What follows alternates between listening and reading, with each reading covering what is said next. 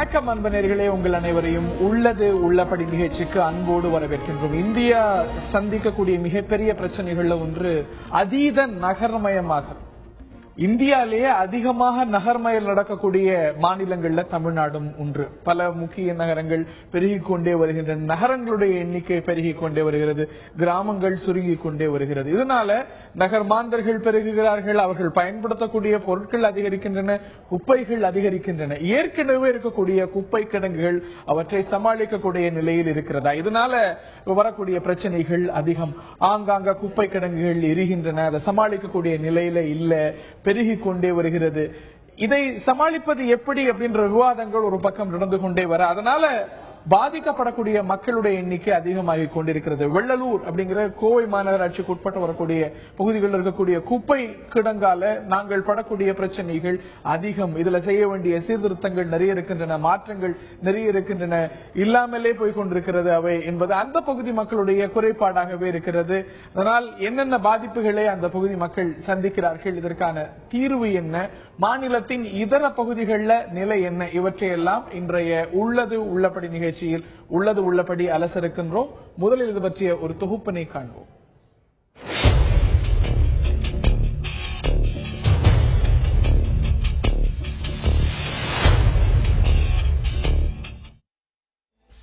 ஒரு காலத்தில் குப்பைகள் அரிய பொக்கிஷமாக பாதுகாக்கப்பட்டது. விலை கொடுத்து வாங்கப்பட்ட குப்பைகள் விளை நிலங்களில் இயற்கை உரமாக பயன்படுத்தப்பட்டது. பிளாஸ்டிக் பயன்பாடுகள் அதிகரிக்க தொடங்கிய பிறகு குப்பைகள் மனித குலத்திற்கு பெரும் சவாலாய் மாறிவிட்டது. மக்காத பிளாஸ்டிக் பைகள், எலக்ட்ரானிக் குப்பைகள், இறைச்சி கழிவுகள் என்று குப்பைகள் அபாயகரமாக மாறத் தொடங்கியது. குப்பைகளை மக்கும் குப்பைகள், மக்காத குப்பைகள் என்று தரம் பிரித்து எடுத்து சென்று மக்கும் குப்பைகளை உரமாகவும், மக்காத குப்பைகளை சிமெண்ட் தொழிற்சாலை போன்றவற்றில் பயன்படுத்தப்படும் எரிபொருட்களுக்கு ஊடுபொருளாக பயன்படுத்த வேண்டும் என்று அரசு அறிவுரை வழங்கியது. ஆனால் ஏனோ எந்த நகராட்சியும் இதில் அக்கறை காட்டவில்லை. தவிர குப்பைகளில் இருந்து மின்சாரம் தயாரிக்கும் திட்டமும் பல நகராட்சிகளில் தொடங்கப்பட்டு பிறகு கிடப்பில் போடப்பட்டன. குப்பை கிடங்குகளில் இருந்து வெளியேறும் துர்நாற்றமும், அவ்வப்போது ஏற்படும் தீ விபத்துகளால் வெளியேறும் நச்சுப்புகையும் சுற்று வட்டார பகுதிகளில் வசிக்கும் மக்களுக்கு மூச்சு திணறல் உள்ளிட்ட பிரச்சனைகளை ஏற்படுத்தி வருகிறது. மழைக்காலங்களில் குப்பைகள் வழியாக வழிந்தோடும் கழிவுநீர் நிலத்தடி நீரை நஞ்சாக மாற்றிவிடுகிறது. தவிர கொசுக்கள் அதிகம் உற்பத்தியாகி பல்வேறு விதமான தொற்று நோய்களை பரப்பி வருகிறது. பெரும்பாலான நகரங்களில் உள்ள குப்பை கிடங்குகளை இடமாற்றம் செய்ய கோரி அப்பகுதி மக்கள் தொடர்ந்து போராட்டங்கள் நடத்தி வருகின்றனர். அந்த வகையில் கோவை வெள்ளலூர் பகுதியில் அமைந்துள்ள குப்பை கிடங்கால் அப்பகுதியை சுற்றியுள்ள பகுதிகளில் வசிக்கும் மக்கள் கடுமையாக பாதிக்கப்பட்டுள்ளனர். இந்த பகுதியில் உள்ள குப்பை கிடங்கை இடமாற்றம் செய்ய வலியுறுத்தி அப்பகுதி மக்கள் பல்வேறு போராட்டங்களை நடத்தி வருகின்றனர். ஆனால் இதுவரை எந்தவித நடவடிக்கையும் எடுக்கப்படவில்லை. வெள்ளலூர் குப்பை கிடங்கை மாற்ற நடவடிக்கை எடுக்குமா கோவை நகராட்சி? ஒரு மிகப்பெரிய பிரச்சனையாக உருவெடுத்திருக்க, இதை மாற்றியாக வேண்டும். அல்ல, இதுல நிறைய குறைபாடுகள் இருக்கிறது. நிலத்தடி நீர் மாசுபடுகிறது, மருத்துவ கழிவுகள்லாம் கொட்டுறாங்க. இதனால் அந்த பகுதி மக்களுக்கு ஏற்படக்கூடிய பாதிப்புகள் அதிகம். இதுல மாற்றம் வேண்டும் என்பது அங்கிருந்து எழக்கூடிய ஒரு கோரிக்கையாக இருக்கிறது. இது பற்றி தான் இந்த நிகழ்ச்சியில் விரிவாக நாம் அலசருக்கின்றோம். எமது செய்தியாளர் நேசராஜ் அந்த பகுதியிலிருந்து, வெள்ளலூரிலிருந்து மேலும் பல தகவல்களோடு அந்த பகுதி மக்களோடு இணைந்திருக்கிறார். இந்த பிரச்சனை கோவைக்கு மட்டுமே உண்டான பிரச்சனை அல்ல. சென்னையில பள்ளிக்கரண பக்கத்துல அவ்வப்போது இந்த கிடங்குகளில் ஏற்படக்கூடிய தீ விபத்து நாம் கேள்விப்படுவது. அதே போல நெல்லையிலும் இது போன்ற பிரச்சனை இருக்கிறது. அந்த பகுதி மக்கள் சில கோரிக்கைகளை வைக்கிறார்கள் என்று எமது செய்தியாளர் தகவல்களோடு காத்திருக்கிறார். அந்த செய்தியாளர் தேவானை. மேலும் இந்த நிகழ்ச்சியில் நம்முடைய பங்கேற்கிறார் திரு ஈஸ்வரன் அவர்கள், சமூக ஆர்வலர். இந்த வெள்ளலூர் குப்பை கிடங்கை அகற்ற வேண்டும், இதில் மாற்றங்கள் செய்ய வேண்டும் என்பதை தொடர்ந்து வலியுறுத்தி வருபவர். எமது செய்தியாளர் நேசராஜ் கிட்ட நான் கேட்க இருக்கின்றேன். இந்த ஒரு கோரிக்கை நீண்ட நாள் கோரிக்கை, இது வலுத்திருக்கிறது.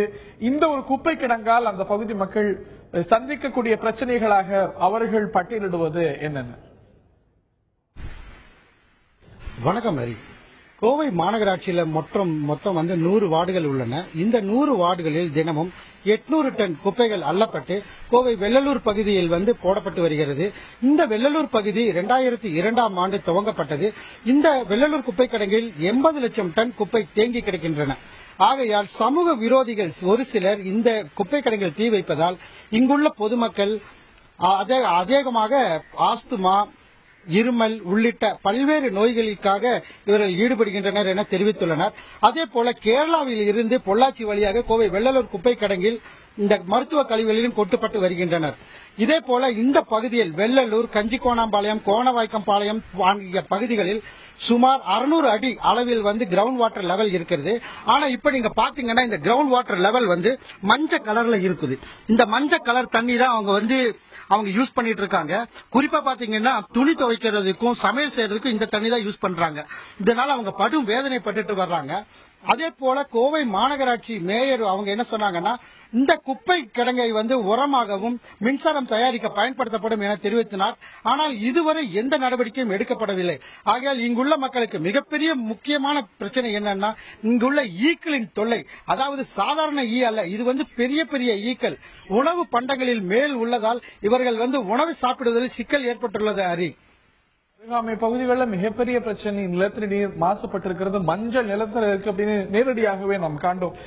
இதற்கான தீர்வுகள் தான் என்ன? அவ்வளவு எளிமையானவையா? இந்த கேள்விகள்லாம் நாம் எழுந்திருக்க இந்த விஷயத்தை தொடர்ந்து வலியுறுத்தி வரக்கூடிய வள்ளலூர்ல இருந்து இந்த குப்பை கிடங்கு மாற்றப்பட வேண்டும், நிறைய மாற்றங்கள் செய்ய வேண்டும் என்பதை வலியுறுத்தி வரக்கூடிய திரு ஈஸ்வரன் அவர்கள்ட்ட நான் கேட்க விரும்புகின்றேன். இதற்கு மாற்று வழி என்ன? இதற்கு மாற்றா நீங்கள் முன்வைக்கக்கூடிய யோசனைகள் என்ன? உங்களுடைய கோரிக்கைகள் என்ன? மேலும் பட்டியலிடுங்க. வெள்ளலூர் குப்பை கிடங்கை பொறுத்தளவுக்கு ஒரே தீர்வு அந்த குப்பை கிடங்கை இடமாத்திரம் தான். ஏன்னா அந்த குப்பை கிடங்க அவங்க அந்த இடத்துல அமைச்சதே சட்ட விதிகளின்படி முரணானது. ஏன்னா மக்கள் வசிக்கின்ற பகுதி சுமார் 1 லட்சம் மக்கள் அந்த குப்பை கிடங்கை சுற்றி வசிக்கிறார்கள். 1 லட்சம் மக்கள் வசிக்கின்ற பகுதியில் கொண்டு வந்து அந்த குப்பை கிடங்கை அமைத்ததே அரசு செய்த தவறு, மாநகராட்சி செய்த தவறு. இந்த தவறு அங்கு இருக்கின்ற மக்கள் மீது இந்த அரசாங்கம் திணித்த ஒரு வன்முறை. ஏற்கனவே ஒரு இடத்துல குப்பை கிடங்கு அமைக்கிறதுனா அங்க சுத்தி எவ்வளவு மக்கள் வசிக்கிறாங்கிறத கணக்கெடுக்கணும். Country and town planning department கிட்ட மாநகராட்சி ஒரு கருத்து கேட்கணும், பொல்யூஷன் கண்ட்ரோல் போர்டு ஒரு கருத்து கேட்கணும். அங்க இருக்கிற இப்ப சொன்ன மாதிரி கிரவுண்ட் வாட்டர் போர்டு அந்த நிலத்தடி நீர் இந்த பகுதியில் குப்பை கிடங்கு அமைச்சா நிலத்தடி நீர் கெட்டு போகுமா இல்லையாங்கிறத கிரவுண்ட் வாட்டர் போர்டு கிட்ட சர்டிபிகேட் வாங்கணும். இது மட்டும் இல்ல, ஏர்போர்ட் அத்தாரிட்டி கிட்ட இவங்க ஒரு சர்டிபிகேட் வாங்கணும். அதாவது மக்கள் வசிக்கக்கூடிய பகுதிகளுக்கு ஒரு 1 கிலோமீட்டருக்கு உள்ள இந்த குப்பை கிடங்கு அமைக்கிறதுனா அங்க சுற்றி இருக்கின்ற மக்களுடைய கருத்தை இவர்கள் கேட்டிருக்கணும். எதுவுமே கேட்க கிடையாது. உண்மையா சொல்ல போனா அந்த குப்பை கிடங்கு அந்த இடம் தேர்ந்தெடுத்ததே கழிவுநீர் பண்ணைக்காக 85ஆம் ஆண்டு அந்த மக்களிடம் கைப்பற்றப்பட்ட நிலம். அதற்கு பின்னால் இவங்க 2003 தான் இவங்க குப்பை கொட்டுறதுக்கு ஆரம்பிக்கிறாங்க. இந்த குப்பை கொட்டுறதுக்கு ஆரம்பிக்கும் போது இது கோவை மாநகராட்சியினுடைய குப்பை கிடங்கா இவர்கள் பயன்படுத்துவதற்கு முன்பு பொல்யூஷன் கண்ட்ரோல் போர்டுலயோ இல்ல டவுன் அண்ட் கண்ட்ரி பிளானிங் டிபார்ட்மெண்ட்லயோ வாட்டர் போர்டுலயோ இவங்க எந்த விதமான சர்டிபிகேட்டையும் வாங்க கிடையாது. இவங்க பாட்டுக்கு கொண்டு வந்து இங்க குப்பை கொட்டுறதுக்கு ஆரம்பிச்சாங்க. மக்கள் எதிர்த்தாங்க. எதிர்க்கிற மக்களை காவல்துறை பயன்படுத்தி அவர்கள் போராட்டங்களை அடக்கி அவர்கள் மீது வன்முறையை திணித்து இந்த குப்பை கிடங்கை இந்த பகுதிகளுக்கு சட்டவிரோதமானது உங்களுடைய பார்வை. விதிகள் பின்பற்றப்படல அப்படின்னு சொல்றீங்க. இந்த கேஸ் நீங்க சட்டப்பூர்வமா இதை அணுகலாம். நீங்க you can challenge it in the courts. அப்படி இருக்கும்போது அப்படி எந்த விதிகளுமே பின்பற்றப்படாத ஒரு விஷயம் அப்படி தொடர முடியுமா? அதாவது இதை நேஷனல் கிரீன் ட்ரிபியூனல்ல நான் வழக்கு தொடர்ந்து இருக்கிறேன். இந்த வழக்கு தேசிய பசுமை தீர்ப்பாயம் சென்னையில் வழக்கு பதிவு செய்யப்பட்டு அந்த வழக்கு நடந்து கொண்டிருக்கிறது. இவர்கள் ஓபனா ஒன்னு கேட்கிறேன், இந்த குப்பை கிடங்கை அமைப்பதற்கு முன்பு சுற்றுச்சூழல் விதிகள் 1999 படி இவர்கள் எந்த விதியுமே பின்பற்றப்படவில்லை. இது பின்பற்றப்படவில்லைன்னு சொல்லி போராட்டம் நடத்தினா எங்க மக்களை பிடிச்சி உள்ளுக்குள்ள அடைச்சி வச்சு ஜெயில போட்டுறாங்க. அதனால மக்கள் எத்தனை நாளைக்கு தான் போராடுவாங்க? அந்த மக்கள் உண்மையிலேயே பாவப்பட்ட மக்கள். அங்க இருக்கிற பக்கத்துல 1 கிலோமீட்டருக்கு மக்கள் வசிக்கவே முடியாது. சின்ன சின்ன குழந்தைகள் எல்லாம் அங்கிருந்து வேற பக்கம் போய் அவங்க சொந்தக்காரர்கள் வீட்டுல வசிக்கக்கூடிய நிலைமை அந்த மக்களுக்கு ஏற்பட்டிருக்குது. அவங்களால சுவாசிக்க முடியல, ஆஸ்துமா ப்ராப்ளம், இப்ப கொஞ்சம் கொஞ்சமா கேன்சர் அந்த பகுதியில் வந்துட்டு இருக்கிறதா அங்க மக்கள் தெரிவிக்கிறாங்க. இப்படி இவ்வளவு பெரிய ஒரு சூழ்நிலையில எந்த விதிகளையும் பின்பற்றாமல் அங்கே குப்பை கிடங்கை அமைத்திருக்கிறார்கள் என்பதுதான் உண்மை. உண்மையா கேட்டா ஒரு சர்டிபிகேட்டாவது இவங்க வாங்கியிருக்காங்களா? உண்மை சொல்லட்டும். மாநகராட்சி அதிகாரிகிட்ட நீங்க கேளுங்க. கிரவுண்ட் வாட்டர் போர்டுல இருந்து அவங்க ஏதாவது ஒரு சர்டிபிகேட் வாங்கி வச்சிருக்காங்களா? அப்போ ஒரு இடத்துல குப்பை கிடங்கு அமைக்கிறாங்கன்னா அந்த குப்பை கிடங்கு கீழே நிலத்தடி நீரோட்டம் எங்கெல்லாம் போகுதோ அந்த குப்பை கிடங்கினுடைய அந்த டோட்டல் ஜூஸ் கீழே இறங்கி நிலத்தடி நீர்மட்டம் போற பகுதிகளில் எல்லாம் அது மாசுபடுத்தும். அப்ப அந்த நிலத்தடி நீர்மட்டம் எந்தெந்த பகுதியில போகுதுங்கிறத கிரவுண்ட் வாட்டர் போர்டு ஒரு சர்டிபிகேட் கொடுக்கணும். அந்த சர்டிபிகேட் இவங்க வாங்க கிடையாது. இப்போ டவுன் அண்ட் கண்ட்ரி பிளானிங் வந்து ஏற்கனவே ஒரு இடத்துல குப்பை கிடங்கு அமைச்சாங்கன்னா அந்த குப்பை கிடங்குல இருந்து ஒரு கிலோமீட்டர் வரைக்கும் புதுசா எந்த பிளானிங்க்கும் ஒரு லேண்ட் அப்ரூவலோ இவங்க கொடுக்க கூடாது. இதையெல்லாம் யாருமே ஃபாலோ பண்ணல. இந்த டிபார்ட்மெண்ட்டுக்கு தெரியாது, இந்த டிபார்ட்மெண்ட்ல நடக்கிறது அந்த டிபார்ட்மெண்ட்டுக்கு தெரியாது. ஒட்டுமொத்தமா எந்த விதமான சுற்றுச்சூழல் விதிகளையும் கடைபிடிக்காமல் அதை மீறி கோவை மாநகராட்சி அங்கே குப்பை கிடங்கு அமைத்து அந்த மக்களை துன்புறுத்தி கொண்டிருக்கிறது. ரைட்டாக இது மாறுவதை தவிர இந்த இடத்துல இருந்து இந்த குப்பை கிடங்க அகற்றுவதை தவிர வேறு வழி இல்லை. அதுதான் சரியான விஷயம் அப்படிங்கிறது உங்களுடைய பார்வை. இதற்கான சரியான மாற்று வழி என்ன? இதற்கு மாற்று வழிகள் இங்கேயே சரியான முறையில பின்பற்றத்துக்கான சூழ்நிலை இருக்கிறதா? சயின்டிபிக் கேப்பிங் உள்ளிட்ட விஷயங்கள் எந்த அளவுக்கு நாம் வேஸ்ட் மேனேஜ்மெண்ட்டை இன்னும் சிறப்பாக கையாள்வதற்கு உதவும்? நிகழ்ச்சியோட முதல் பகுதிகளில் வெள்ளலூர் பகுதி மக்களுடைய கோரிக்கை, அங்க வல்லுநர்களுடைய பார்வை இவற்றையெல்லாம் பார்த்தோம். இதே பிரச்சனை மாநிலம் முழுவதுமே இருக்கிறது. நெல்லையிலிருந்து அங்க இருக்கக்கூடிய ராமையப்பட்டிங்கிற ஒரு இடத்துல வேஸ்ட் மேனேஜ்மெண்ட் இடம் இருக்கிறது. அங்கேயும் அடிக்கடி தீப்பற்றி எரிகிறது குப்பை கிடங்குல. அதனால் மக்கள் பாதிக்கப்படுகிறார்கள் என்பது உள்ளிட்ட தகவல்கள் வர எமது செய்தியாளர் தெய்வானை கிட்ட கேட்போம். அங்க இருக்கக்கூடிய பிரச்சனைகள் என்ன?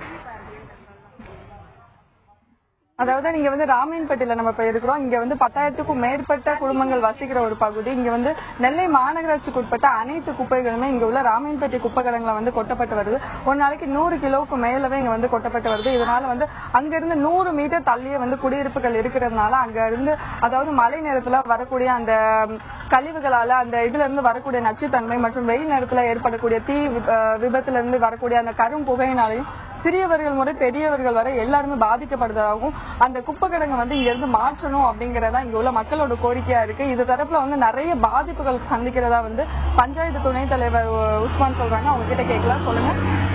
அதாவது நெல்லை மாநகராட்சி 55 வார்டுகளையும் அள்ளப்படுகிற அனைத்து குப்பை கழிவுகள், குறிப்பாக இறைச்சி கழிவுகள், மருத்துவ கழிவுகள், இது போன்ற துர்நாற்றம் வீசக்கூடிய கழிவுகளை குடியிருப்பு அருகிலேயே இந்த குப்பை கிடங்கை அமைத்து இங்கே கொட்டி வருகிறார்கள். இது சம்பந்தமாக கடந்த 15 ஆண்டுகளுக்கு மேலாக இந்த பகுதி மக்கள் பல்வேறு போராட்டங்களை நடத்தியும் இதுவரை தீர்வு இல்லை.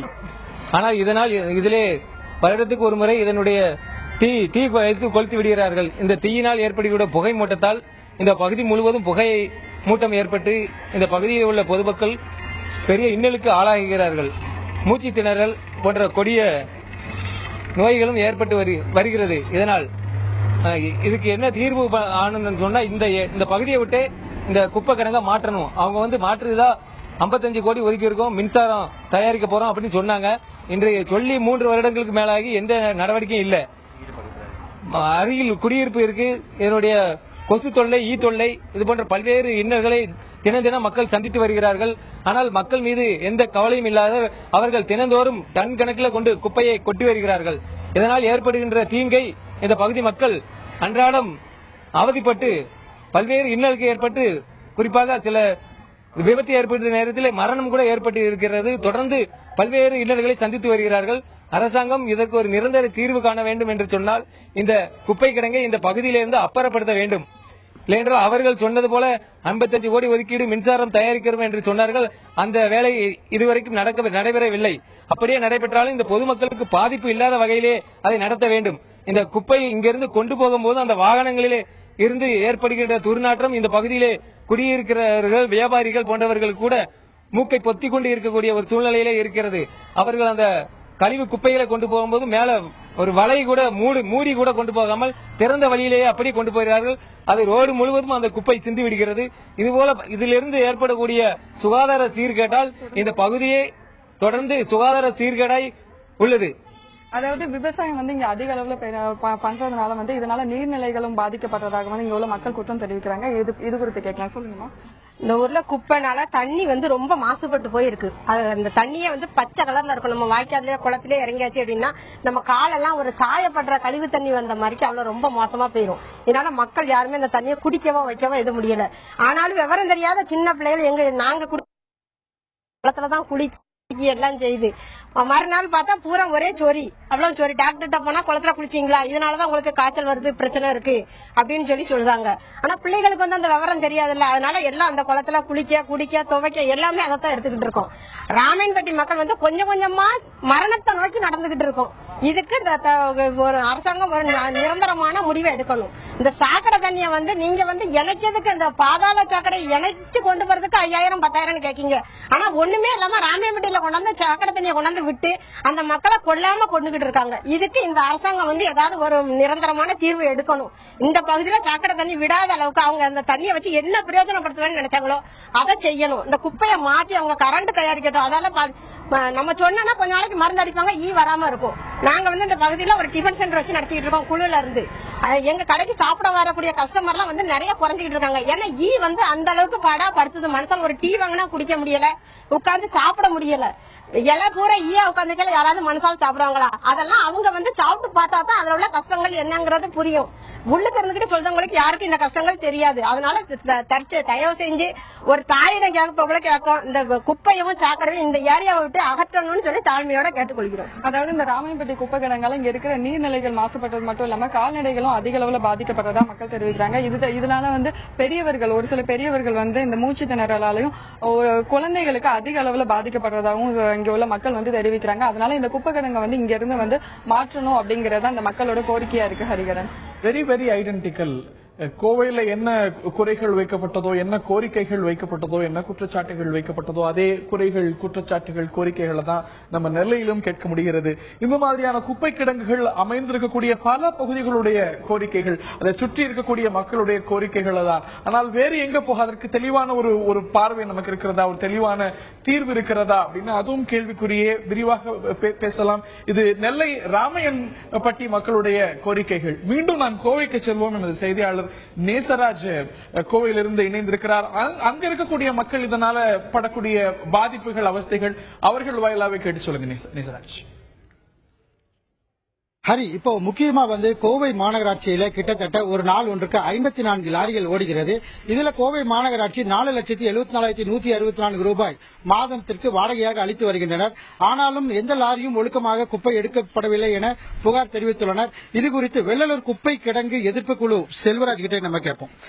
சார், இப்போ இந்த குப்பை கிடங்க மாற்ற கோரி பல்வேறு போராட்டம் நீங்க நடத்தியும் மாநகராட்சி நிர்வாகம் எதுவுமே நடவடிக்கை எடுக்கல. அதை பற்றி உங்களுடைய கருத்து என்ன? கிட்டத்தட்ட 10 ஆண்டு காலமாக நாங்க போராடிட்டு இருக்கிறோங்க. பல்வேறு போராட்டங்கள் பொதுமக்கள் எல்லாம் வந்து போராடினாங்க. ஆனா இது வரைக்கும் எந்த நடவடிக்கையும் எடுக்கலைங்க. குப்பை வந்து உரம் தயாரிச்சிருக்கோம் அப்படின்னு சொல்லி ஒரு 95 கோடி ரூபாய் ஒதுக்குனாங்க. அந்த பணம் வந்து ஒரு 4 மிஷின் மாட்டி வச்சிருக்காங்க. அதுல உரம் இது வரைக்கும் தயாரிச்சது நாங்க பார்த்தது இல்லைங்க. அப்படியே தயாரிச்சனால டெய்லி ஒரு 10 டன் தயாரிக்கலாம் நாங்க வேலை செய்யற ஒருத்தர் சொன்னாருங்க. ஆனா டெய்லி வந்து 500 இருந்து இப்ப 800 டன் 1000 டன் டெய்லி வந்துட்டு இருக்குங்க. இந்த குப்பை இப்படியே போட்டு மழை மாதிரி குமிச்சு வச்சதை இவங்க செஞ்சதுங்க. ஒதுக்கின பணம் என்ன செஞ்சாங்கன்னு யாருக்கும் தெரியல.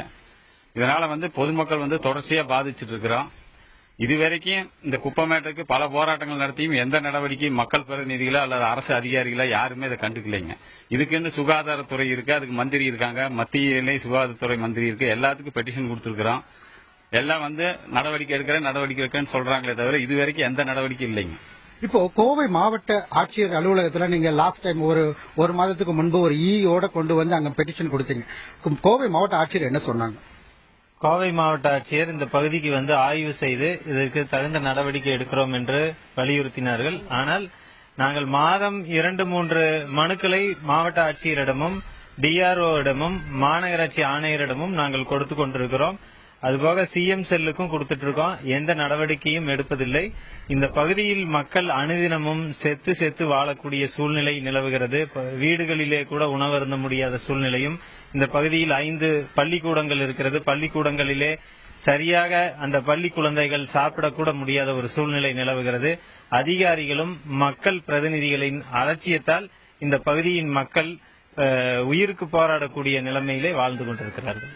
இப்ப குறிப்பா இந்த பகுதியில வந்து ஈக்களின் தொல்லை அதிகமா இருக்குது. நீங்க எந்த அளவுக்கு பாக்குறீங்க? ஈயினுடைய இது சைஸ் பாத்தீங்கன்னா ரொம்ப பெருசா இருக்கும். அடுத்தது பாத்தீங்கன்னா வித்தியாசமான கலர்ல ஈ இருக்கு. இந்த ஈ மொய்த்த பண்டங்களை நம்ம சாப்பிட்டோம்னா குழந்தைகளுக்கு உடனடியா வந்து பாத்தீங்கன்னா வாந்தி வரும். அதுக்கப்புறம் பாத்தீங்கன்னா ரெகுலரா காய்ச்சல் வந்துகிட்டே இருக்கும் குழந்தைகளுக்கு. அப்புறம் சுவாச கோளாறு இருக்கிறதுனால குழந்தைகளுக்கு வந்து அடிக்கடி சளி பிடிச்சிக்கிட்டே இருக்கும்.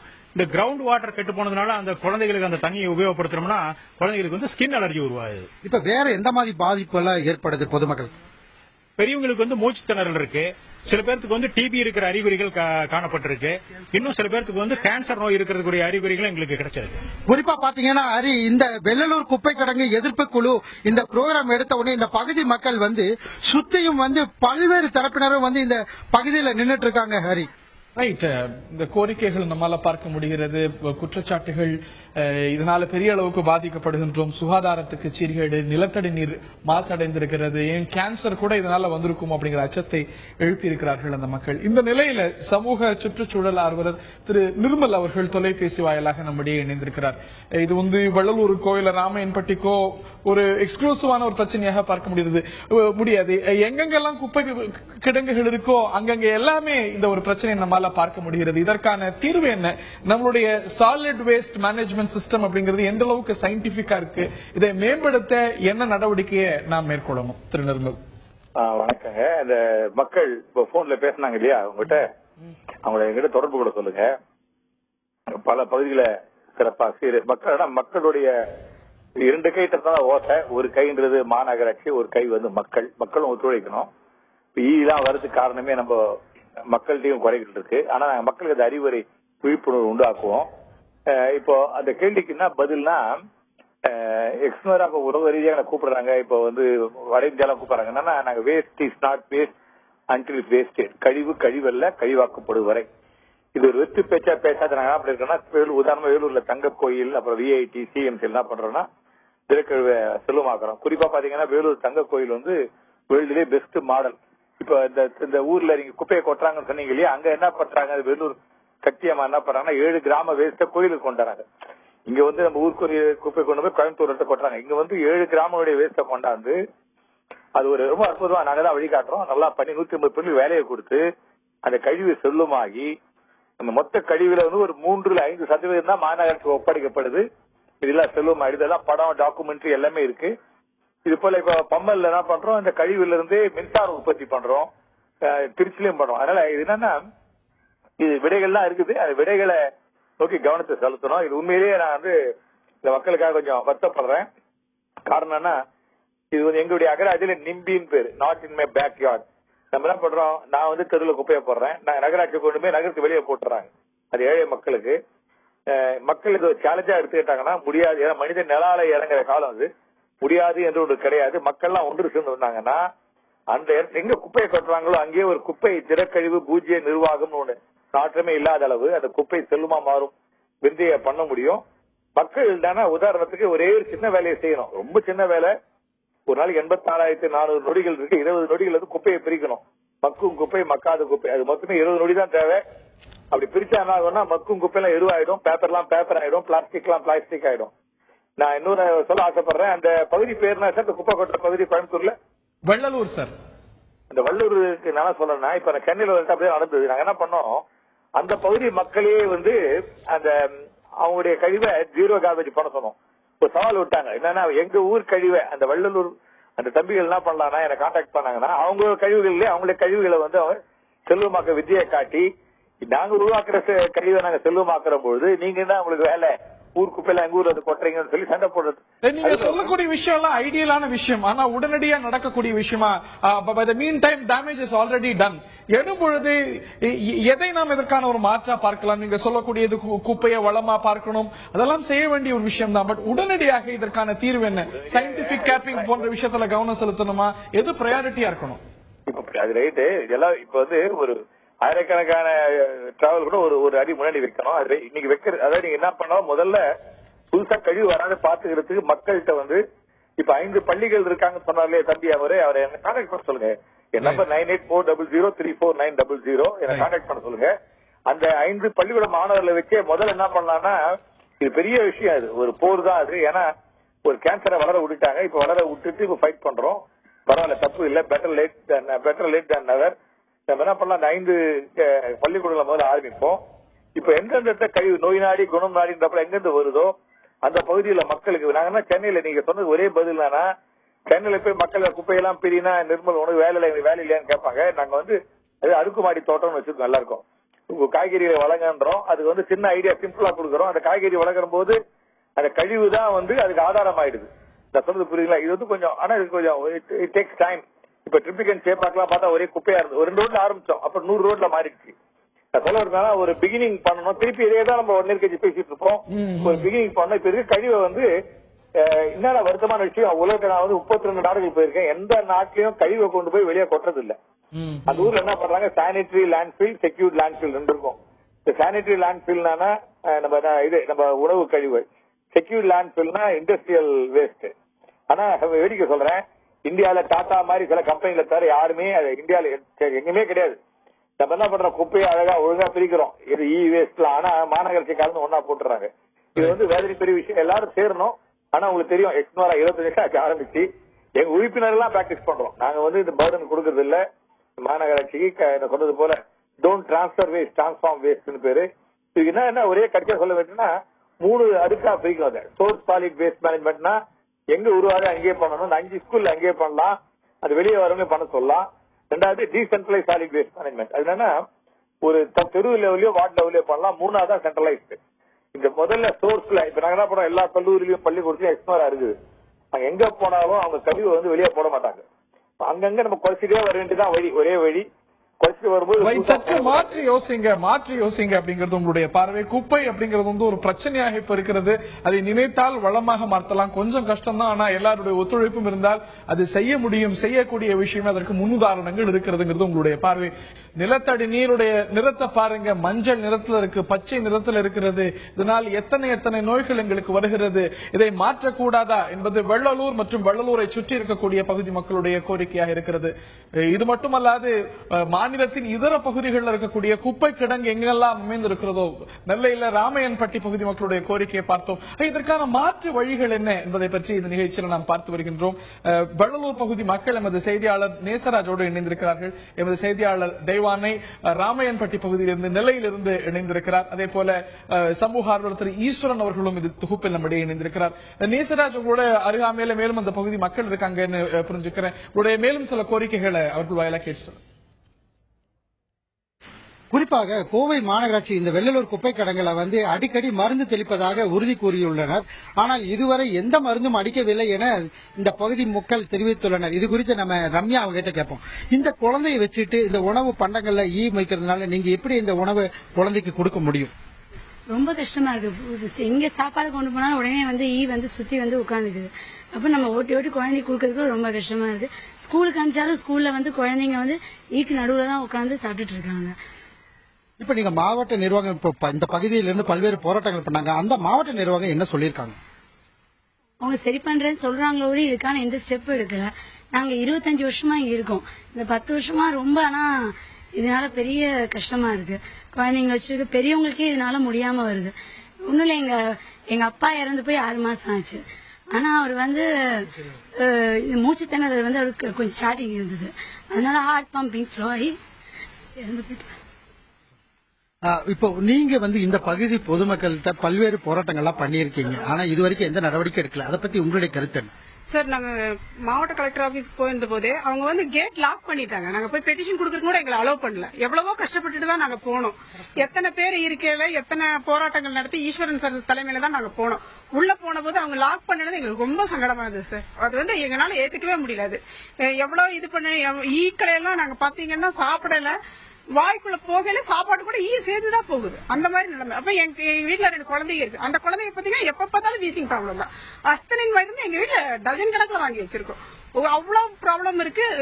நைட் எல்லாம் தூங்குறதே இல்ல. அந்த குழந்தைங்க பாத்தீங்கன்னா பயங்கர கஷ்டப்பட்டு தான் இருக்காங்க. இப்ப உங்க வீட்டுல விருந்தினரை யாரும் வர்றதில்லை அப்படிங்கிற ஒரு மிக முக்கியமான குற்றச்சாட்டு. விருந்தினர் அவங்க என்ன சொல்றாங்க? எங்க வீட்டுக்கு வரவே மாட்டேங்கிறாங்க. உங்க வீட்டுக்கு வந்தா நாத்தம் அடிக்குது, ஸ்மெல் அடிக்குது, குழந்தைங்களுக்கு அலர்ஜி ஆயிடுது, ஸ்கின் அலர்ஜி ஆயிடுது, தண்ணி யூஸ் பண்ண முடியறது இல்ல. குழந்தைங்க உங்க வீட்டுக்கு வந்துடுவாங்க, நாங்க எங்க வீட்டுல ஹாஸ்பிட்டலுக்கு 1000 ரூபீஸ் மேல செலவு பண்ண வேண்டியது இருக்குது. அதனால இப்ப எங்க வீட்டுல பாத்தீங்கன்னா யாரும் கெஸ்ட் வர்றதே கிடையாது, லீவுக்கு வர்றதே கிடையாது. எங்க குழந்தைங்க பாத்தீங்கன்னா ரொம்ப மெலிஞ்சிட்டே தான் போறாங்க. ஸ்கின் அலர்ஜி வருது. எனக்கு ஸ்கின் அலர்ஜி ஒரு 2 ஹவர்ஸ் தண்ணியில துவைச்சினா போதும், காலெல்லாம் கருப்பா அலர்ஜி மாதிரி வந்துகிட்டே இருக்குது. கண்ணு பாத்தீங்கன்னா ரெட் ஆயிடுது. எங்க மாமியாருக்கு இதனால கிருமிகள் அட்டாக் ஆனதுனால சரவாங்கி மாதிரி கைகால வீங்கிக்குது. அவங்களால இப்ப எந்த ஒரு வேலையும் செய்ய முடியறது இல்ல. இப்போ நீங்க சொல்லுங்கம்மா, இந்த குப்பை கிடங்கு பக்கத்துல இருக்க நீங்க எப்படி ஃபீல் பண்றீங்க? ரொம்ப கஷ்டமா இருக்குது, ரொம்ப நாட்டம் அடிக்குது, இருக்க முடியல, வீட்டை விட்டு வெளியிலே வர முடியல, ஒண்ணுமே செய்ய முடியல. மொத்தத்திலே நிம்மதியா போச்சு இங்க வந்ததுல. நாங்க வீடு கட்டி 25 வருஷம் ஆகுது. இப்ப ஒரு 10 வருஷமா நல்லா இருந்தோம். அதுக்கப்புறம் இந்த 2000ல இருந்து ரொம்ப மோசமா இருக்குது. இப்ப குறிப்பா இந்த இடத்துல ஈக்களின் தொல்லை ரொம்ப தொல்லையா இருக்குது. அநேகமா நீங்க வேற இடத்துக்கு மாற சொல்லி மாவட்ட நிர்வாகம் ஏதாவது வற்புறுத்தி இருக்காங்க? இப்படி யாரும் வற்புறுத்தலப்பா. ஆனா நாங்க இந்த இடத்த விட்டு போறோம், எப்படி சொந்த வீடு விட்டு வெளியில போறது? அதனால இங்கதானே இருக்க முடியும். வெளியில இருந்து வர்றவங்க சொந்தக்காரர் எல்லாம் ஏன் இந்த நாட்டத்துல இருக்கீங்க, எல்லாம் வெளியே போயிருங்க, இல்ல வேற எங்கேயாவது வீடு பார்த்து இருந்துக்கோங்க, இங்க இருக்க வேண்டாம் அப்படின்னு சொல்றாங்க. ஆனா நாங்க சொந்த வீடு விட்டு எங்கப்பா போக முடியும்? போக முடியாது. அப்ப அந்த குழந்தைங்களுக்கு அதே மாதிரி வயிற்று வலி, வாந்தி, டைரியா எல்லாமே வருது. ஆனா நாங்க ஆஸ்பத்திரி போனோம், இதே நாங்க அந்த ஜிஹெச்சுக்கு தான் போறோம். ஆனா அதை தவிர எங்களுக்கு பணம் எல்லாம் கொடுத்து பார்க்க முடியாது. நீங்க எப்படி பாக்குறீங்க? நாங்க பக்கத்துல ஒரு உரமுறைக்கு வந்தாங்க 4 நாளைக்கு முன்னாடி. பத்திரிக்கை கொண்டு வந்தவங்க வாயப்படி பொத்திட்டு தான் வந்தாங்க. 2 நிமிஷம் கூட நின்று பேசலைங்க. எப்படிங்க குடி இருக்கிறீங்க அப்படின்னு கேட்க. பேர பிள்ளைங்க எல்லாம் இருக்கிறாங்க, யாரும் உரமுறைக்கே வரமாட்டேங்குதுங்க. பாட்டி நீங்க தூரம் விட்டு போங்க, அப்பதான் உங்க வீட்டுக்கு வருவோம் அப்படின்னு சொல்றாங்க. நாங்க எங்க போவோம் வயசான காலத்துல? குறிப்பா பாத்தீங்கன்னா ஹரி, பல்வேறு இன்னல்களை இந்த பகுதி மக்கள் சந்திச்சுட்டு வர்றாங்கன்னு சொல்லுவாங்க. புரிந்து கொள்ள முடிகிறது அவர்களுடைய எண்ணங்கள், அவர்களுடைய குறைகளை. இந்த நிலையத்தில் ஈஸ்வரன் அவர்கள்ட்ட நான் கேட்க விரும்புகின்றேன். பசுமை தீர்ப்பாயத்துக்கும் இந்த விஷயமானது போயிருக்கிறது. அன்செக்ரிகேட்டட் வேஸ்ட் இங்க கொண்டு வரக்கூடாது, எரிக்க கூடாது என்று சில கட்டுப்பாடுகளும் விதிச்சிருக்காங்க. அவையெல்லாம் நடைமுறையில எந்த அளவுக்கு பின்பற்றப்படுகிறது திரு ஈஸ்வரன், உங்களுடைய பார்வை? திரு ஈஸ்வரன், நடைமுறையில எந்த விதமான சுற்றுச்சூழல் விதிகளையும் இவர்கள் கடைபிடிப்பதில்லை. முதல்ல குப்பை எடுக்கிற இடத்துல சோர்ஸ் செக்ரிகேஷன் பண்ணணும். குப்பையை தனித்தனியா பிரிச்சு தான் இவங்க வெள்ளலூர் குப்பை கிடங்குக்கு கொண்டு வரணும். ஆனா இவங்க எங்கேயுமே சோர்ஸ் செக்ரிகேஷனே பண்றது கிடையாது. ஒட்டுமொத்தமா எல்லாத்தையும் மிக்ஸ் பண்ணி தான் கொண்டு வர்றாங்க. அதுக்கான ஒரு சில வார்டுகள்ல இவங்க இந்த மாதிரி சோர்ஸ் செக்ரிகேஷன் பண்றேன்னு மாநகராட்சி சொல்றாங்க. ஆனா சோர்ஸ் செக்ரிகேஷன் பண்ற அந்த குப்பைகளை தனித்தனியா கொண்டு வர்றாங்கன்னு பார்த்தா கிடையாது. அதுக்கான எந்த ஆதாரமும் இல்லைன்னு மாசு கட்டுப்பாட்டு வாரியமே சொல்லியிருக்காங்க. இதுக்கு மேல ஒரு நாளைக்கு 850 டன் குப்பைகள் கோவை மாநகராட்சியில் உற்பத்தி ஆகுது. ஆனா ஒரு 300 டன்னுக்கு மேல அங்க இருக்கக்கூடிய அந்த ப்ராசஸிங் மெஷினால பண்ண முடியாது. மீதி இருக்கிற குப்பைகள் மொத்தமா ஒரு நாளைக்கு 500 டன் அங்க சும்மா குவிச்சு வச்சிருக்காங்க. இந்த குப்பைகள் எல்லா குப்பைகளையும் கலந்துதான் இருக்கு. நான் ஒரு தகவல் அறிவு உரிமை சட்டம் வழியா ஒரு கேள்வி கேட்டிருந்தேன் மாநகராட்சியை. அதாவது நீங்க உரம் தயாரிக்கன்னு சொல்றீங்க, ரீசைக்கிளிங் வேஸ்ட தனியா பிரிக்கிறேன்னு சொல்றீங்க, மக்காத குப்பையை மட்டும் லேண்ட் ஃபில்லிங் பண்றேன்னு சொல்றீங்க. நான் ஒரு கணக்கு கேட்கிறேன், ஒரு நாளைக்கு எத்தனை டன் குப்பைகள் உள்ள வருது? நீங்க எவ்வளவு உரமாக்கி இருக்கிறீங்க, எவ்வளவு ரீசைக்கிளிங் குப்பைகளை பிரிச்சிருக்கீங்க, எவ்வளவு லேண்ட் ஃபில்லிங் கொண்டு வந்திருக்கீங்க? இந்த டேட்டாஸ் கொடுங்கன்னு கேட்டா இது வரைக்கும் அந்த மாதிரியான எந்த டேட்டாஸும் மெயின்டைன் பண்ண கிடையாது. இதை விட இன்னொன்னு மோசமான நிலைமை என்னன்னு சொன்னா, ஒவ்வொரு வருஷமும் மாநகராட்சி ஃபார்ம் 2, ஃபார்ம் 3, ஃபார்ம் 4, ஃபார்ம் 5 4 ஃபார்ம அவங்க பொல்யூஷன் கண்ட்ரோல் போர்டு கொடுக்கணும். இந்த ஃபார்ம் என்னன்னா, எவ்வளவு குப்பை தயாரிக்கிறாங்க, அங்க ஏதாவது ஆக்சிடென்ட் நடந்துச்சுன்னா அந்த ஆக்சிடென்ட் ரிப்போர்ட்டிங் பண்ணணும் பொல்யூஷன் கண்ட்ரோல் போர்டுக்கு. இது வரைக்கும் மாநகராட்சி ஒரு ரிப்போர்ட்டிங் கூட பண்ண கிடையாது. இந்த அத்தனை ரிப்போர்ட்டிங் தொகுத்து மத்திய அரசாங்கத்துக்கு மாநில அரசாங்கத்தினுடைய பொல்யூஷன் கண்ட்ரோல் போர்டு அனுப்பணும். இதையும் செய்யறது கிடையாது. எந்த சுற்றுச்சூழல் விதிகளும் இதுல கடைபிடிக்க கிடையாது. எங்க உரமாக்குன்னு சொல்றாங்கன்னா, எவ்வளவு டன் உரமாக்குனீங்க சொல்லுங்க, எவ்வளவு ரீசைக்கிளிங் குப்பையை பிரிச்சீங்க சொல்லுங்க, எவ்வளவு டன்னை நீங்க லேண்ட் ஃபில்லிங் பண்ணீங்க சொல்லுங்க. அப்ப கணக்கே இல்ல, கணக்கே கொடுக்க மாட்டேங்கிறாங்க. அங்க என்ன நடக்குது? இது மட்டும் கிடையாது, கேரளாவில் இருந்து வரக்கூடிய மருத்துவ கழிவுகளும் அந்த வெள்ளலூர் குப்பை கிடங்குகளுக்குள்ள தொடர்ந்து கொட்டப்பட்டு வருகிறது.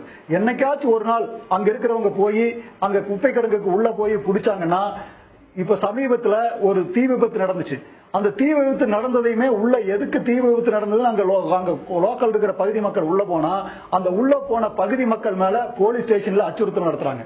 நீங்க போய் தீ வச்சீங்களான்னு அங்க இருக்கிற சாதாரண மக்கள் குலைக்க முடியாம தினந்தோறும் கஷ்டப்பட்டு இருக்கிற அந்த மக்கள் மேல மீண்டும் ஒரு வன்முறை திணிக்கிற மாதிரி நீ தான் தீ வச்சியான்னு காவல்துறையில் மிரட்டுறாங்க.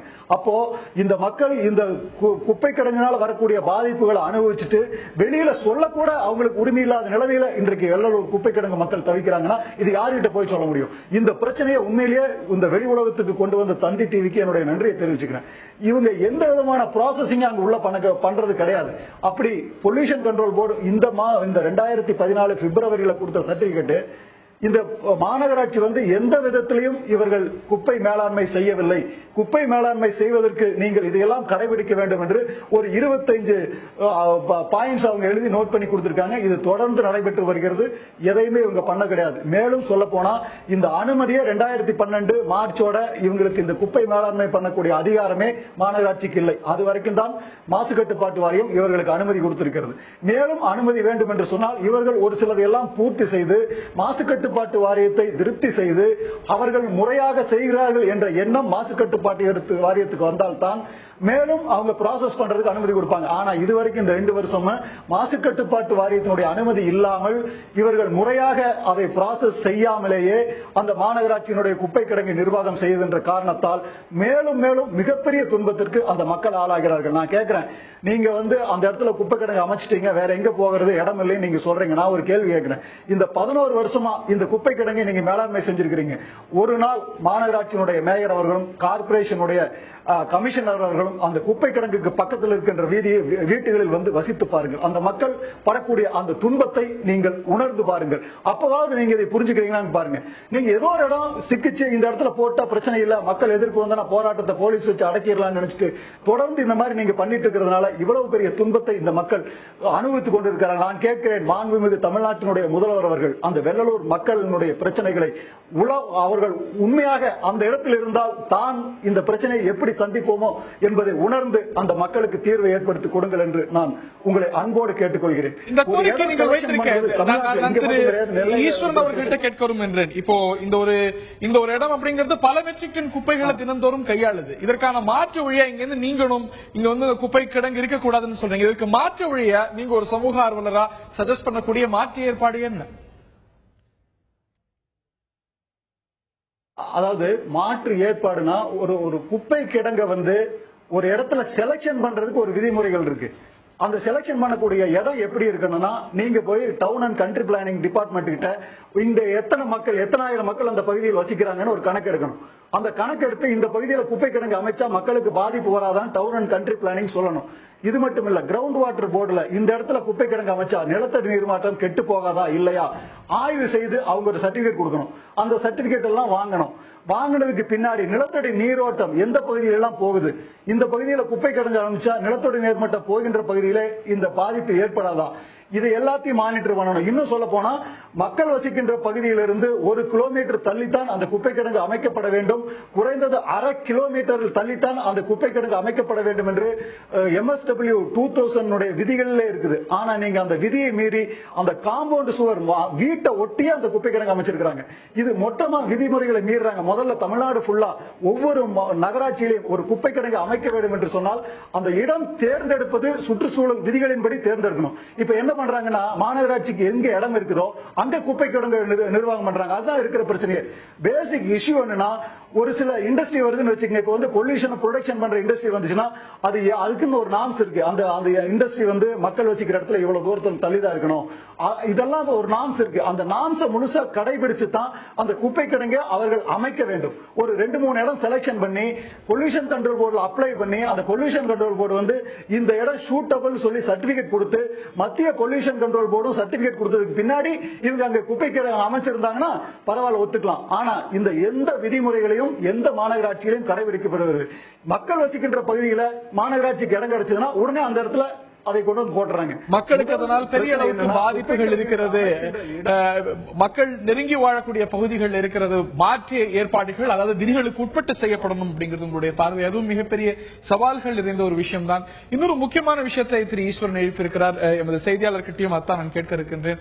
மருத்துவ கழிவுகள் குறிப்பா கேரளால நீங்க கூட்டிட்டு போறாங்க அப்படிங்கிற ஒரு குற்றச்சாட்டு இருக்கிறது. அது ரொம்ப ஆபத்தான ஒரு விஷயமாக பார்க்கப்படுகிறது. அது சார்ந்த மக்களுடைய பார்வை என்ன, அதனது விளைவுகள் என்னவா இருக்கும்? நேசராஜ், இப்ப கோவையில பாத்தீங்கன்னா இந்த வெள்ளலூர் குப்பை கிடங்குல சரியாக இரவு மணி ஒரு 12 மணியிலிருந்து 3 மணிக்குள்ளாக கேரளாவில் இருந்து வரும் லாரிகள் இந்த குப்பை கிடங்கில் காவலரிடம் பணம் கொடுத்து கிட்டத்தட்ட ஒரு 4 லாரிகளில் உள்ளே கொட்டிவிட்டு அவர்கள் தப்பி விடுகிறார்கள். பல்வேறு முறை போலீசாரிடம் புகார் மனு அளித்தும் அவர்கள் எந்த நடவடிக்கையும் எடுக்கவில்லை என தெரிவித்துள்ளனர். இது குறித்து நம்ம தங்கவேல்கிட்ட கேட்போம். சார், இந்த மருத்துவ கழிவுகளை இங்க கொட்டிட்டு இருக்காங்க, அதுக்கு நீங்க என்ன சொல்றீங்க? சார் இந்த மருத்துவக் கழிவு வந்து இந்த அரசு அதிகாரிகளுக்கு அத்தனை பேருக்கு தெரிஞ்சுதான் கொண்டு வந்து கொட்டுறாங்க. இதே வந்து பொல்யூஷன் போர்டு வந்தது, மருத்துவக் கழிவு கொட்டி இருந்தாங்க, லாரிகளை பலமுறை பிடிச்சு கொடுத்துருக்கான். கேட்டா வந்து எஃப்ஐஆர் போட்டிருக்கோம் அப்படிங்கிறாங்க. இது வரைக்கும் எத்தனை லாரிகளை சீஸ் பண்ணி வச்சிருக்காங்கன்னு கேட்டா அது தெரியாதுங்கிறாங்க. அதே மாதிரி பார்த்தோம்னா மருத்துவ சுகாதாரத்துறை சொல்லுதுங்க, இது வந்து ட்ரை வேஸ்ட், உங்களுக்கு நோ யூஸ் அப்படிங்கிறாங்க.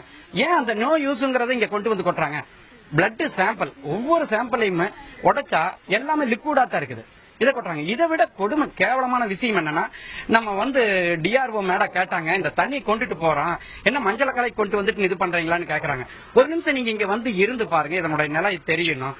இதை விட போலீஸ் இலாக்காவில் வந்து கேட்டாங்க, சமயத்துல தீ பிடிச்சிருச்சு.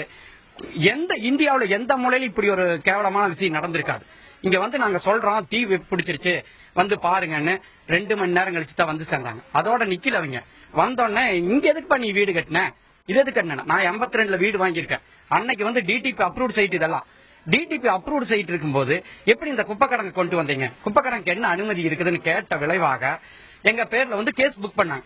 சந்தேகம், உங்களை விசாரிக்கிறோம். எத்தனை முறை விசாரிப்பாங்க? 4 முறை கூப்பிட்டு விசாரிக்கிறாங்க. தனியா வீட்டுல எத்தனை பேர் இருந்தா, எத்தனை மணிக்கு எந்திரிச்ச, என்ன சாப்பிட்ட அப்படின்னு இவ்வளவு கீழ்த்தரமா இப்படி அதிகாரிகள் நடக்கும். இதை விட ஒரு கொடுமை என்னன்னா, முதல்ல இங்க தீப்பிடிச்சு புகை வர்றப்ப இதே நம்ம தாசில்தாருக்கு போன் பண்ணி பேசணும்னு, ஏப்பா எல்லாம் போய் குப்பை கடன் கூட வாங்கிட்டு மனுஷன் உசர வாங்குறீங்கிறாங்க. இவங்க எல்லாம் சேர்ந்து கையெழுத்து போட்டதான் இந்த டிடிபி அப்ரூவ் சைட். இப்போ எந்த மாதிரியான நடவடிக்கை எடுத்தா இந்த பிரச்சனையில இருந்து விடுபடலாம்? இந்த குப்பை கிடங்க வந்து இங்கிருந்து முழுமையா அகற்றப்படணும். இந்த குப்பை கிடங்குக்காக இந்த இடம் கையகப்படுத்தல. இன்னைக்கு நான் வந்து அனுமதி இல்லாம 2 குடம் தண்ணி சாய தண்ணி வச்சிருந்தா புடிச்சு பக்கமா நின்று போட்டோ எடுக்கக்கூடிய அரசு அதிகாரிகள் இதுக்காக இன்னைக்கு வரைக்கும் சின்ன செவிசாய்க்கல. ஆளுங்கட்சி ஆகட்டும், ஆண்டு முடிச்ச கட்சி ஆகட்டும், இதுவரைக்கும் எந்த ஒரு நடவடிக்கை. மினிஸ்டர் வர்ற அப்படி இங்க வந்து முன்னாடி நின்று கோப்பை கொடுத்தாரு. ஆனா இந்த குப்பை கிடங்கு வந்து பலமுறை இப்போ பல்வேறு பிரச்சனைகள் அவங்க முக்கியமான குறிக்கோள் என்னன்னா, இந்த குப்பை கிடங்கை வேறு இடத்திற்கு மாற்ற வேண்டும் என பல்வேறு தரப்பினர் இங்க சொல்லியிருக்காங்க. அதே மாதிரி கோரிக்கை தான் நெல்லை பகுதியிலிருந்தும் வருகிறது, ராமயமட்டியிலிருந்து வருகிறது. எமது செய்தியாளர் தேவான இருக்கிறார். அங்க அடிக்கடி தீப்பற்றி ஏறுவதும் ஒரு பெரிய பிரச்சனையாக இருக்கிறது. சில சமயங்களில் அணைப்பதே ஒரு பெரிய சவாலாக இருக்கிறது. அங்க நீங்க வேண்டும் என்பதுதான் மக்களுடைய கோரிக்கையா? அதற்கு மாற்று வழிகள் ஏதேனும் முன்மொழியப்படுகிறதா தேவானே? அதாவது இங்க வெயில் நேரத்துல வந்து அடிக்கடி இங்க வந்து தீ விபத்து ஏற்படுறதுனால அதுல இருந்து வரக்கூடிய கரும் புகை, அந்த நச்சுத்தன்மை வந்து தண்ணீர்ல கலக்கிறதுனால வந்து குடிக்கிற தண்ணீராலையும் மக்கள் வந்து பாதிக்கப்படுறாங்க. அதுல இருந்து வரக்கூடிய அந்த காற்றாலையும் மூச்சு திணறல், ஆஸ்துமா போன்ற பல வியாதிகளுக்கு வந்து ஆளாகிறாங்க. அதுல பெண்கள் வந்து அதிகப்படியா பாதிக்கப்படுறதா சொல்றாங்க. இது குறித்து அவங்க கிட்ட கேட்கலாம். சொல்லுங்கம்மா, எந்த மாதிரி பிரச்சனைகள்? எங்க வீட்டு பக்கம் அது பக்கம் தான் வீடு இருக்கு. பிள்ளைங்கள ரொம்ப வாழடிக்கு ரொம்ப சொல்லிருந்தேன். நைட்ல இருக்க முடியல, பிள்ளைகளுக்கு ரொம்ப தொந்தரவா இருக்கு. அதோட பிள்ளைங்களுக்கு ரொம்ப வாழடிக்க சொல்லி அடிக்கடி ரொம்ப வாசம் ரொம்ப சும்மா அடிக்க இருக்கேன். பிள்ளைகள் ஹாஸ்பிட்டல் போய் கூட்டு போக வேண்டியதா இருக்கு. அதனால நாங்கள் ஒருத்தி தான் பிள்ளைகளை 3 பேரும் காப்பாற்றணும். அதனால ரொம்ப தொந்தரவா இருக்கு பிள்ளைகள். அதனால அதை கொஞ்சம் பார்க்கணும். அதே மாதிரி இங்க வந்து கால்நடைகள் வந்து அடிக்கடி வந்து காரணமே இல்லாம இறந்து போகிறதா இங்க சொல்றாங்க. இது குறித்து கேட்கலாம். சொல்லுங்க. இங்க ஏகப்பட்ட கால்நடைகள் இதனால இறந்துருக்கு. அது வந்து இந்த ஓடையில போற சாக்கடையில் உள்ள தண்ணியெல்லாம் குடிச்சு இதனால நிறைய மாடுகளும் ஆடுகளும் இறந்துருக்கிறாங்க. இதனால பொதுமக்களும் நிறைய வந்து பாதிப்படைஞ்சிருக்கிறாங்க. அது மாத்திரமில்ல, சின்ன குழந்தைகள் கொண்டு மூச்சு திணறலாம் ஏற்பட்டு ரொம்ப கஷ்டப்படுறாங்க. என்னுடைய சின்ன குழந்தை கூட 3 வயசு இருக்கும்போது இந்த மாதிரி சம்பவங்கள்லாம் நடந்தது. இதன் காரணமாகவே நாங்கள் அந்த ரோட்ல இருந்து 300 வீட்டில் தான் எங்கள் வீடு இருந்துச்சு. அந்த வீடை விற்கக்கூடிய நிலைமை ஏற்பட்டுச்சு. இதனால எங்கள் சுற்றி உள்ள விவசாய நிலங்கள் எல்லாமே பாதிக்கப்பட்டு இருக்கு. இது மாத்திரம் இல்லாமல் இந்த பக்கத்தில் உள்ள கிராமங்கள் எல்லாமே சேர்வராயன்புதூர்ல இருந்து கண்டியப்பேரி, தச்சநல்லூர், புதுக்குளம், இளந்தகுளம் இதை சுற்றியுள்ள கிட்டத்தட்ட ஒரு 1 லட்சம் மக்களுக்கு மேல ரொம்ப கஷ்டப்பட்டுக்கிட்டு இருக்கிறாங்க. இந்த மூச்சு விடுறதுனால பல குழந்தைகளுக்கு வந்து ரொம்ப ஆஸ்மா அந்த மாதிரி நோய்கள்லாம் வரதுக்கு சான்ஸ் ஏற்பட்டு இருக்குது. அதனால தயவுகூர்ந்து அரசாங்க அதிகாரிகள் இதை கவனித்து இதுக்கு ஒரு நல்ல ஒரு நடவடிக்கை எடுக்கும் தாழ்மையுடன் கேட்டுக்கொள்கிறேன். மேற்கொண்டு அம்மாவும் இந்த காரியத்தில் நல்லபடியாக வேலை செஞ்சு கொடுத்துட்டு இருக்காங்க, நல்லபடியாக ஆட்சி நடத்திக்கிட்டு இருக்காங்க. இந்த கஷ்டத்தையும் பார்த்து அவங்க வந்து அதாவது ராமையன்பட்டி குப்பை கிடங்கு வந்து இங்க இந்த 100 மீட்டர் தள்ளியெல்லாம் இருக்குது குடியிருப்பு. ஆனா எப்படின்னா 100 மீட்டர் இருக்கிறது வந்து பக்கத்திலே குடியிருப்பு பக்கத்திலே இருக்கிறதுனால மக்கள் வந்து பல்வேறு பிரச்சனைகளை சந்திக்கிறதாகவும், நீர்நிலைகள் வந்து மாசுபட்டதாகவும், இங்க உள்ள கால்நடைகள் வந்து அதிக அளவுல வந்து இறந்து போகிறதாகவும், சிறியவர்கள் முதல் பெரியவர்கள் வரை இந்த மூச்சு திணறலாம் அதிகமா பாதிக்கப்படுறதுனால இந்த இடத்தை விட்டு அவங்க வந்து இந்த குப்பை கிடங்கை வந்து மாற்றி வைக்கணும் அப்படிங்கறத இங்க உள்ள மக்களோட கோரிக்கையா இருக்கு. ஹரிகரன். நெல்லையில் இருக்கக்கூடிய ராமாயண்பட்டி ஆகட்டும், கோவையில் இருக்கக்கூடிய வெள்ளலூர் ஆகட்டும், பிரச்சனைகள் ஒன்றாக இருக்கிறது, கோரிக்கைகள் ஒன்றாக இருக்கிறது. இந்த ஒரு பிரச்சனையை லேசில் எடுத்துக் கொள்ள முடியாது. ஏனென்றால் சுகாதாரம் சம்பந்தப்பட்டது, மக்களுடைய வாழ்வியல் சார்ந்தது. ஆகையினால அது உதாசீனப்படுத்தக்கூடிய விஷயம் அல்ல. அதற்கான மாற்று ஏற்பாடுகளும் மிகப்பெரிய சவால் நிறைந்தது. இந்த ஒரு திடக்கழிவு மேலாண்மை அப்படிங்கிற விஷயத்தில் அகில இந்திய அளவிலேயே நாம் போக வேண்டிய தூரம் மிக அதிகம். இதுல மக்களுடைய ஒத்துழைப்பும் அதிகம், அரசாங்கம் செய்ய வேண்டியதும் அரசு அமைப்புகள் செய்ய வேண்டியதும் மிக மிக அதிகம் என்பது மட்டுமே எல்லாருடைய பார்வையாகவும் இருக்கிறது. ஒரு மாற்று வழி வேண்டும். மக்கள் எக்காரணத்தை கொண்டும் பாதிக்கப்படக்கூடாது என்பதில் யாருக்கும் மாற்று கருத்து இருக்க முடியாது. இந்த தருணத்தில் தங்களுடைய பார்வைகளை பதிவு செய்த பகுதி மக்கள், அவர்களோடு இணைந்திருந்த எமது செய்தியாளர்கள் தெய்வானை, நேசராஜ் மற்றும் சமூக ஆர்வலர் திரு ஈஸ்வரன் மற்றும் தொலைபேசி வாயிலாக தங்களுடைய பார்வைகளை பதிவு செய்த வல்லுநர்கள், குறிப்பாக திரு நிர்மல் மற்றும் பார்த்த நேயர்களுக்கு நன்றி தெரிவித்து விடைபெறுகின்றோம்.